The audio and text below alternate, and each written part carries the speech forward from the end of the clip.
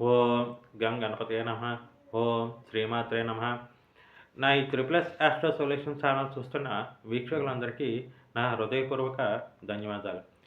ఈ వీడియోలో మనం 2025 సంవత్సరం మఘా నక్షత్రం వాళ్ళకి ఏ విధంగా ఉండబోతోంది అనేది ఒకసారి విపులంగా చర్చించుకుందాం. ముందుగా ఈ 2025 సంవత్సరం గ్రహాల తాలూకా గమనాన్ని పరిశీలించినట్లయితే శని 2025 మార్చి 29 దాకా కుంభంలోను, ఆ తర్వాత సంవత్సరం అంతా మీనంలోనూ సంచరిస్తాడు. అలాగే గురువు 2025 మే 14 దాకా వృషభంలోను, ఆ తర్వాత మిథునంలోను, తిరిగి అక్టోబర్ 29 నుంచి డిసెంబర్ 4 మధ్య కర్కాటకంలోను, డిసెంబర్ 4 నుంచి సంవత్సరాంతం వరకు తిరిగి మిథునంలోనూ సంచరిస్తాడు. అలాగే రాహువు 2025 మే 18 దాకా మీనంలోను, ఆ తర్వాత సంవత్సరం అంతా కుంభంలోనూ సంచరిస్తాడు. కేతువు 2025 మే 18 దాకా కన్యలోను, ఆ తర్వాత సంవత్సరం అంతా సింహంలోనూ సంచరిస్తాడు. ఇక ఈ మఘా నక్షత్రం అంటే వీళ్ళు మఘా నక్షత్రం 1, 2, 3, 4 పాదాలు వీళ్ళు సింహరాశి వాళ్ళే అయ్యి ఉంటారు. ముఖ్యంగా మనము చెప్పుకున్నాం ఈ సింహరాశి వాళ్ళకి మార్చ్ 29 నుంచి అర్ధాష్టమ శని అనేది ప్రారంభం కాబోతుంది. అర్ధాష్టమ శని మార్చి 29 నుంచి వీళ్ళకి ప్రారంభం కాబోతోంది సింహరాశి వాళ్ళకి ఒక 2.5 సంవత్సరాలు. కాబట్టి వీళ్ళకి కొంచెం ఇబ్బందులు ఉంటాయని రాశి ఫలాల్లో చెప్పుకుందాం. అయితే ఈ మఘా నక్షత్రం వాళ్ళకి వచ్చేసరికి వీళ్ళు కేతు మహాదశలో పుట్టుంటారు. వీళ్ళ కేతు మహాదశ, శుక్ర మహాదశ, రవి మహాదశ, చంద్ర మహాదశ, ఆ తర్వాత కుజ మహాదశ, ఈ విధంగా వరుస క్రమంలో మహాదశలు అయితే జరుగుతూ ఉంటాయి. అయితే ఎక్కువగా విద్యార్థులకి మగ 4 పాదాల వాళ్ళకి కూడా విద్యార్థులకి ఎక్కువగా శుక్రమహాదశ జరిగే అవకాశాలే ఎక్కువ ఉన్నాయి. కాబట్టి ఎవరికైతే విద్యార్థులు శుక్రమహాదశ జరుగుతుందో వాళ్ళకి మట్టుకు చాలా అనుకూలంగా ఉన్నది. ప్రథమార్థం కానీ ద్వితీయార్థం కానీ విద్యార్థులకు వచ్చిన ఎటువంటి ఇబ్బంది లేదు. విద్యార్థులకి చాలా బాగుంది. కష్టం కాకపోతే కష్టపడాలి. కష్టానికి తగ్గ ఫలితం అయితే మట్టుకు తప్పకుండా లభిస్తుంది. అలాగే ఉన్నత విద్యకై ఎవరైనా విదేశీకి వెళ్ళే వాళ్ళకు కూడా మంచి అవకాశాలు కలుగుతాయి. సంవత్సరం అంతా వీళ్ళకి యోగదాయకంగానే ఉంటుంది.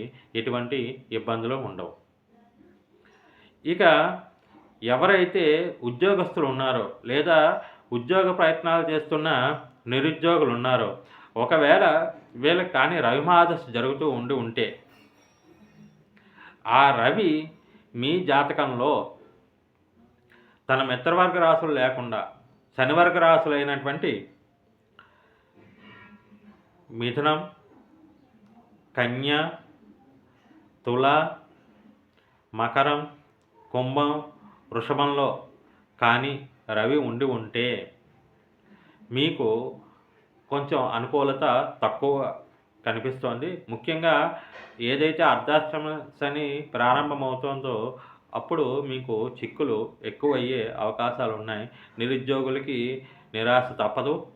అలాగే ఏదైతే ఉద్యోగస్తులు ఉన్నారో గవర్నమెంట్ ఉద్యోగంలో కానీ ప్రైవేట్ ఉద్యోగులు కానీ వీళ్ళకి కొంచెం చిక్కులు ఎక్కువయ్యే అవకాశాలు ఉన్నాయి. అటు అధికారులతో కానీ సహోద్యోగులతో కానీ లేదా మీరు అనుకున్న ఇంక్రిమెంట్లు రాకపోవడం, ఆలస్యం అవడం, ప్రమోషన్లు రాకపోవడం, ఇలాంటి ఇబ్బందులు అయితే ఎక్కువగా కనిపిస్తున్నాయి. ఉద్యోగస్తులకి అంత అనుకూలంగా లేదు. ముఖ్యంగా అది రవి మహాదశ జరుగుతున్న ఉద్యోగులకి. అది కూడా మీకు రవి యోగించని స్థానాల్లో ఉంటే. ఒకవేళ రవి కానీ మీకు యోగదాయకుడే, మీకు సింహంలో కానీ మేషంలో కానీ ధనుస్సులో కానీ మీనంలో కానీ లేదా వృశ్చికంలో కానీ ఒకవేళ రవి ఉంటే మీకు ఫలితాలు సామాన్యంగా ఉంటాయి. ఇబ్బందులు అయితే ఉండవు. ఏదైతే అర్ధాష్టమ శని ఇబ్బందులు ఉన్నాయో ఆ ఇబ్బందులు అయితే మీకు కనిపించవు. దానికి రవి మీకు చాలా వరకు ఉపయోగపడతాడు. ఒకవేళ రవి అనుకూలంగా లేక ఎవరికైనా ఇబ్బందులు ఉంటే వీళ్ళు ప్రతి ఆదివారం నాడు ఉదయాన్నే లేచి ప్రతి ఆదివారం వీళ్ళు దగ్గరలో ఉన్న ఏదైనా గోశాలకు వెళ్ళి గోసేవ చేసుకోవడం కానీ, లేదా ఏదైనా అనాథాలయంలో అనాథ పిల్లలకి సేవ చేసుకోవడం కానీ, లేదు ప్రతిరోజు వీళ్ళు చేయవలసింది సూర్యాస్తమయం కంటే ముందు నిద్ర లేవడం, లేచి ఆ సూర్యుడికి అర్ఘ్యం ఇవ్వడం, గాయత్రి చేసుకోవడం. ఒక 11 సార్లు గాయత్రి మంత్రం చేసుకోండి. ఇది అవకాశం లేని వాళ్ళు కనీసం సూర్యుడికి అర్ఘ్యం ఇవ్వండి.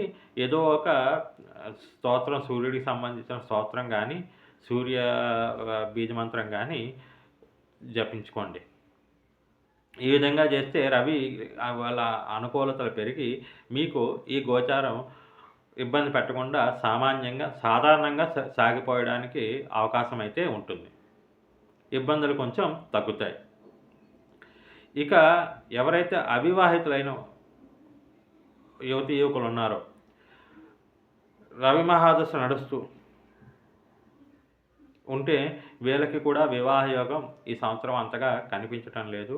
అదే ఒకవేళ చంద్రమాదశ కానీ నడుస్తూ ఉంటే వీళ్ళకి ద్వితీయార్థంలో మంచి, ముఖ్యంగా అక్టోబర్ నుంచి డిసెంబర్ మధ్య వివాహ యోగం అయితే కనిపిస్తూ ఉన్నది. చంద్రమాదశ ఎవరికైతే నడుస్తుందో వాళ్ళకి యోగంగానే వివాహ యోగం ప్రబలంగా ఉన్నది. ఇక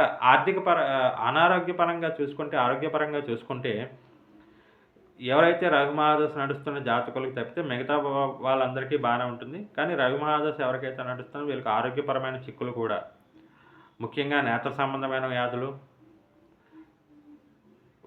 గుండె సంబంధ వ్యాధులు ఇలాంటివి కలిగే అవకాశం ఎక్కువగా ఉన్నది.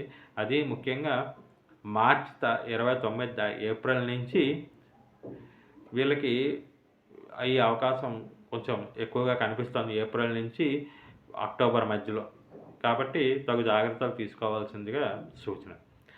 అలాగే మహిళలకి కూడా సాధారణంగానే ఉండబోతోంది ఈ సంవత్సరం. అయితే ఎవరికైతే ఒకవేళ కుజమహాదశ నడుస్తున్న జాతకులు ఉన్నారో, ఈ మఘా నక్షత్రంలో కుజమహాదశ జాతకులు ఉన్నారో, సాధారణంగా వీళ్ళు 50కి దగ్గరలో అటు ఇటు ఉంటారు. వీళ్ళు కొంచెం ద్వితీయార్థంలో ఆరోగ్యపరంగా చాలా జాగ్రత్తలు తీసుకోవాల్సిన అవసరం ఉన్నది.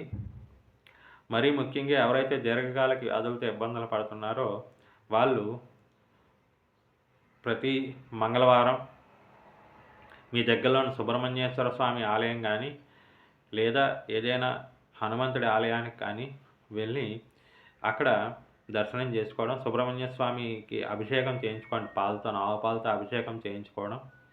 అలాగే హనుమంతుడి ఆలయంలో వెళ్ళి హనుమంతుడికి తమలపాకులు సమర్పించుకోవడం. అలాగే ఇంట్లో హనుమాన్ చాలీసా కానీ, సుబ్రహ్మణ్యాష్టమి కానీ పఠించడం. మరీ ముఖ్యంగా ప్రతి మంగళవారం ఒక 11 మంగళవారాలు క్రమం తప్పకుండా, మధ్యలో ఆటంకాలు వచ్చినా పర్వాలేదు, 1 కేజీ పావు కందులు మీ దగ్గరలోని దేవాలయంలో వెళ్ళి దానం ఇవ్వడం చేసుకుంటే మీకు ఆరోగ్యపరంగా కొంచెం ఉపశమనం కలిగే అవకాశం అయితే ఉన్నది. లేదు ఇది కుదరదు అంటే ప్రతి మంగళవారం కనీసం ఒక 23 మంగళవారాలు మీ దగ్గరలో ఏదైనా నల్ల ఆవు కానీ, నల్ల కుక్క కానీ ఉంటే దానికి చిన్న బెల్లం ముక్క పెట్టి గోధుమ రొట్టె తినిపించడం, ఇది కూడా మంచి పరిహారంగా ఉపయోగపడుతుంది. ఈ విధమైన పరిహారాలు చేసుకోండి. ఈ సంవత్సరం మీకు మరింత అనుకూల ఫలితాలు పెరిగి యోగదాయకంగా ఉంటుంది. ఇక ఈ ఛానల్ చూస్తున్న వీక్షకులందరికీ నాదొక చిన్న విన్నపం. మీకు కనుక నా ఈ ఛానల్ నచ్చినట్లయితే సబ్స్క్రైబ్ చేసుకోండి, లైక్ చేయండి, షేర్ చేయండి. అలాగే మీకు తెలిసిన నలుగురికి చెప్పి నన్ను ఎంకరేజ్ చేయండి. ఓం శ్రీమాత్రే నమః.